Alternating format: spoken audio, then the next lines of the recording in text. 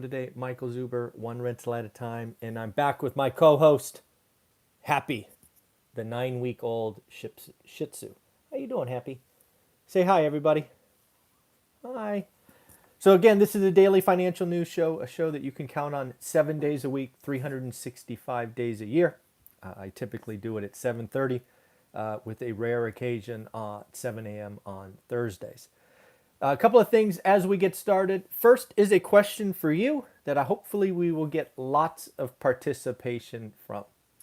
What I'm thinking about is 2022 being a year that we get out of Dodge, we go somewhere, the world opens up. So, if you could go to one country for 30 days, where would you go? Do me a favor, leave comments below. Just seeing, is it Europe, Asia, South America, Australia, Africa, right? Where would you go? 30 days. 30 days, and let's think. Yeah, just fun in the sun, having fun, maybe some culture, all that stuff. So again, go crazy. Where would you go? 30 days. Leave comments below. Next up, we have another congratulations to go out. Want to send a congratulations to Chris for closing his first or next investment property. Congratulations, Chris, doing the work. Thank you for being a part of the One Rental at a Time community. Your card will be going in the mail this morning. If you don't know what this is, folks, I'm running a contest to see if my positive impact from this channel, the book, all these good things can help people close 500 transactions in a year. The contest runs from June 1st to May 31st, 2022.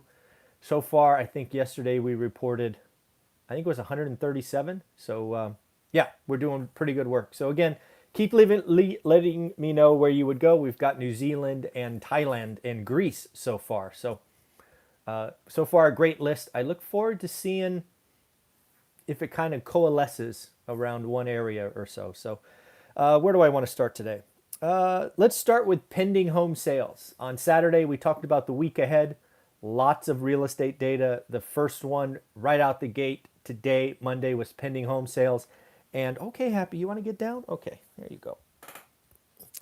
Sorry about that. Pending home sales were down. They were down month on month, which would be June to July.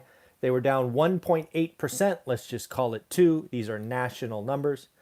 But they were down 8.5% from last year. Last summer was kind of a big rush to get out. But yes, we were down 8.5%, call it 2% month on month. Inventory is building. They've now declared July inventory at 1.32 million, up 7.3% from June. So inventory is building at a faster rate. If you remember June, it was like 6.8 or 6.5 or something. So the curve is growing. Not the 2 million that I was calling for months ago. But certainly 32% higher than the bottom, which was a million homes listed. Pretty crazy. And just to remember, 1.32 for July is actually down 12% from last July. Yeah, that seems so long ago. But yes, we were down 12% from last year. So again, what you have seen and what we've been talking about again, because we talk to experts nearly every day, it appears that home buyers took July and August off. Just this weekend, talking to a couple of agents, it appears that buyers are back. They're not back in huge ways, but they are back, which is very, very interesting. So something to think about. Saw a company spike this morning, Globalstar. Didn't know who they were, so I looked it up. They apparently provide satellite service. Interesting. Lo and behold, it looks like iPhone 13 is going to utilize satellite communications. Don't know. Lots of rumors about the iPhone. Apple is very, very secretive and have been forever. That's a local, like Silicon Valley thing. iPhone 13 is rumored to utilize satellite communication. Cool, I guess. I'm not sure what I would use that for, but I guess it's important to some people. Looks like the budget reconciliation process is kicking into high gear. Again, it'll be interesting to see what kind of wish list is out there, how big the sticker price is, and then how many taxes are going to have to go up. Taxes are going to go up, and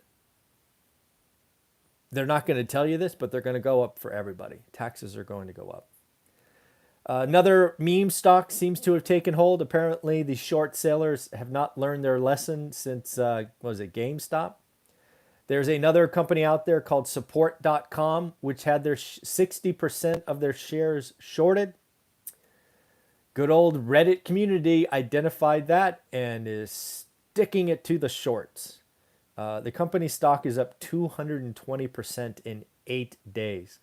I hope each and every one of you watching has bought the stock early and you are licking your chops as the shorts get torched. But yeah, at some point, it's a very risky stock. Up 220% in 8 days. That would be called a short squeeze. So very interesting. Got more data on rents. Rents are exploding across the country. Again, it seems to be a talk track recently, but we'll get into that in a minute. What did I capture? 7 cities? I think I captured 7 cities because it was just a crazy list. Boise, Idaho gets top billing again. I think Boise is that market I've highlighted a couple of times that just feels bubblish to me. Boise was up 39% in 16 months. Wow. I hope all of you own rentals in Boise, Idaho, 39%. What else do we got? Spokane, Washington, 32%. Fresno, California, 26%. I hope you all own a lot of property in Fresno, California. Gilbert, Arizona, 24%. Glendale, Arizona, 24%. Florida. Tampa, Florida, 24%. And just because it says Henderson, Nevada, but that is really Vegas, 23%. I got to tell you, if you would have had me bet Vegas rents go up or down, I would not have said up. And I certainly wouldn't have said up 23%.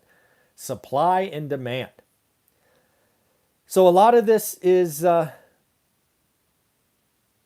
couple of things going on. People don't seem to realize that demand moves much faster than supply. Why is Boise up so much? Well, it's a market that, relatively speaking, is small. It, relatively speaking, is not a market that has a lot of new inventory coming on the market.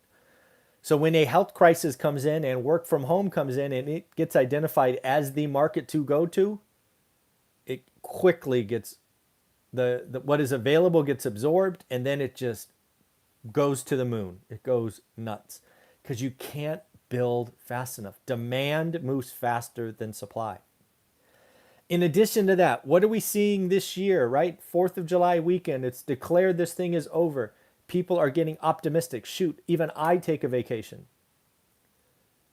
3 million households. We have 3 million more households now than last year.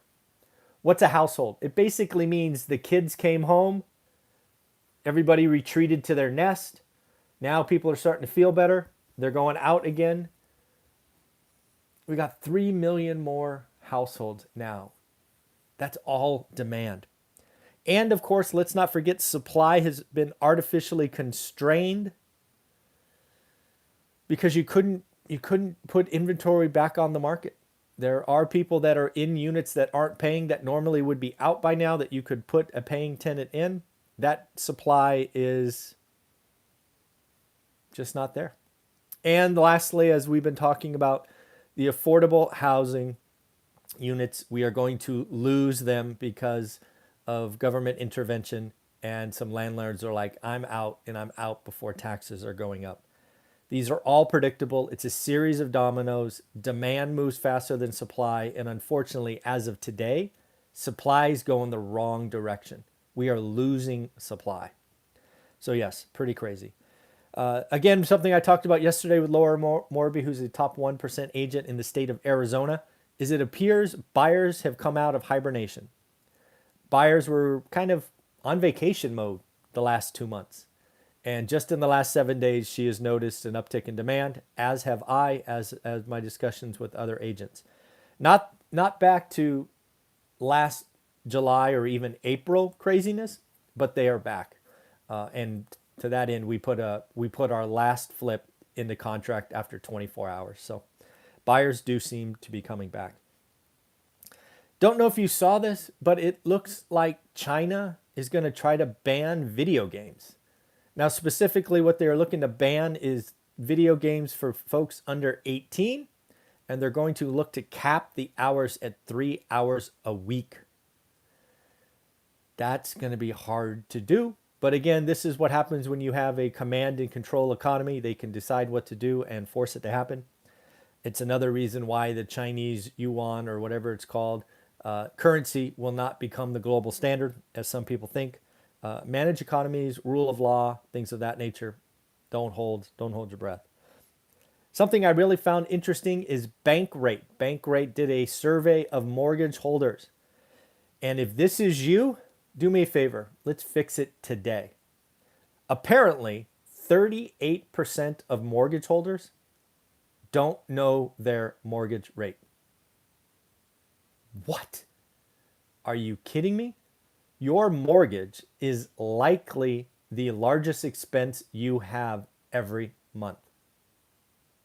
If you do not know the interest rate on your mortgage, fix it today. As I've talked with Matt, the mortgage guy, over the last month or 6 weeks, with where rates are now and where rates could be going, now is the time. You want to shorten the term? Great, you can do that. You want to just do rate and term and get more cash flow or less expenses? Great, you could do that.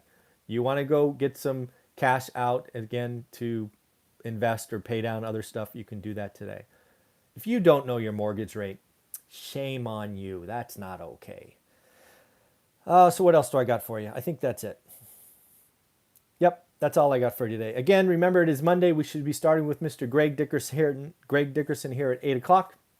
Lots of great videos yesterday, obviously with Laura Morby. And then we had Ryan and Keisha talk about a deal that they got that was in the course.